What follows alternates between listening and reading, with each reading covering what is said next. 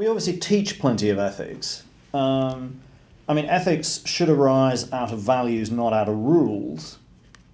So you can teach ethics in two broad kind of ways. You can discuss values, and you can bring people up to date with what the rules that they're likely to encounter are and how they're going to work. And you can have interesting discussions about the tensions and contradictions and comparisons between the two. So that's the very broad framework of what we do.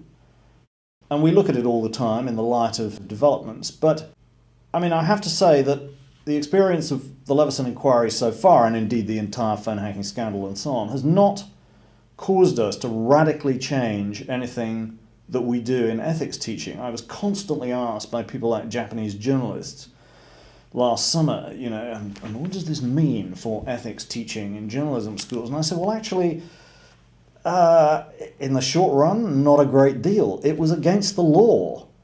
So it's not, the interesting things in ethics teaching are grey areas, difficult dilemmas.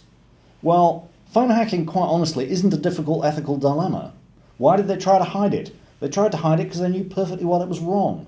As I said at the end of my written evidence to Leveson, there's a certain amount which ethics teaching can do, but if you have somebody who is determined to break the rules, whether they're the person in charge of the newsroom or down at rule level, all the ethical teaching in the world is not necessarily going to stop that happening.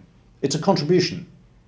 It's roughly what we described it as. And we were all of the four of us who gave evidence to him that morning, all of whom teach this subject in one form or another, were, at least on that point, pretty much agreed, I think. I think that if you look at what was said in the sessions with the academics, you can see that one of the things that Leveson wanted to hear from was precisely people who aren't in newsrooms. He was looking for people who had experience in newsrooms, but who had had some opportunity to think about them. I don't think there's anything wrong with asking people outside what they think. This is part of the point. News media culture has, at least in certain places, become very inward-looking. And if what's done in newsrooms only ever makes reference to what's done in newsrooms and similar newsrooms, then people do start to lose their bearings. This is absolutely about telling people in the wider world about what's been going on in newsrooms and how media culture works. So I think lots of witnesses, academics included, are perfectly entitled to comment. Whether Leveson takes any notice of it is quite another matter.